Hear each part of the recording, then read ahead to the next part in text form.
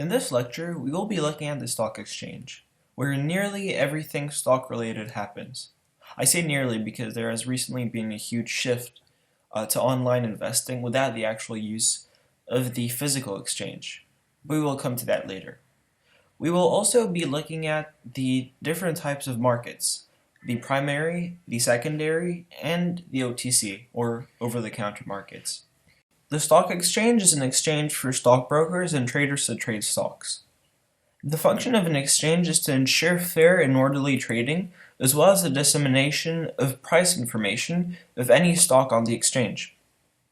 The exchange gives companies a platform to sell their stock to the investment public. In order to trade a stock, it must be listed in the exchange. There usually used to be a central location for record keeping, but it is currently becoming less linked to a physical place as markets are now electronic networks, which gives the advantage of speed and reduced costs for transactions. The trading on the exchange only happens with members, so brokers and dealers, basically. When a company chooses to go public, they go through an IPO, which stands for Initial Public Offering. This process is done in the primary market. The primary market is the market that issues new stocks on the exchange. It is facilitated by what is called an underwriting group, which is basically an investment bank that sets a beginning price for the stock and sells it to the investors. Once the IPO is done, the actual trading of the stock happens in the secondary market, which is the stock market. In addition to the primary and secondary market, there are also the third and fourth markets. They aren't as important because they don't concern the individual investor. All they do is make market transactions between brokers and dealers, as well as large institutions, through what we call the OTC market. The OTC market is a decentralized market, which means that it doesn't have a central location.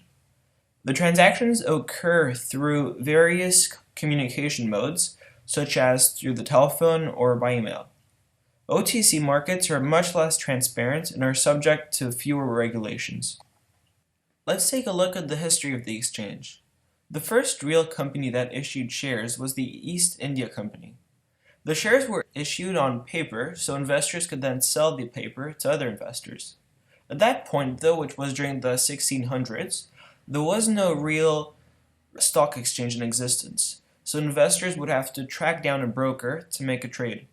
In London, though, brokers and investors would meet and do business in coffee shops. The first stock exchange in London was created in 1773, 19 years before the New York Stock Exchange. At that time, though, the London Stock Exchange was forbid to deal stocks, while the New York Stock Exchange could from the very start. The New York Stock Exchange actually has a rather interesting history. It was formed by brokers that used to deal under a buttonwood tree, which was located on Wall Street. The reason why it grew to be the most powerful exchange was because of its location. It was in the heart of all business and trade coming and going from the United States, as well as the base for most banks and corporations. Back in Europe, the London Stock Exchange emerged as the leading exchange in Europe. Exchanges are located all around the globe, with some of the more famous ones being the New York Stock Exchange, the Nasdaq, and the Tokyo Stock Exchange. The New York Stock Exchange is primarily auction-based, with specialists being physically present on the exchange trading floor. Each of these specialists specializes in a particular stock, buying and selling it in the auction. There is an ongoing rivalry between the specialists and the electronic-only exchanges that claim to be more efficient because they are able to execute trades much faster by eliminating human intermediaries. The Nasdaq is another large exchange in the US. It is an electronic exchange and sometimes called screen-based because buyers and sellers are connected only by computers.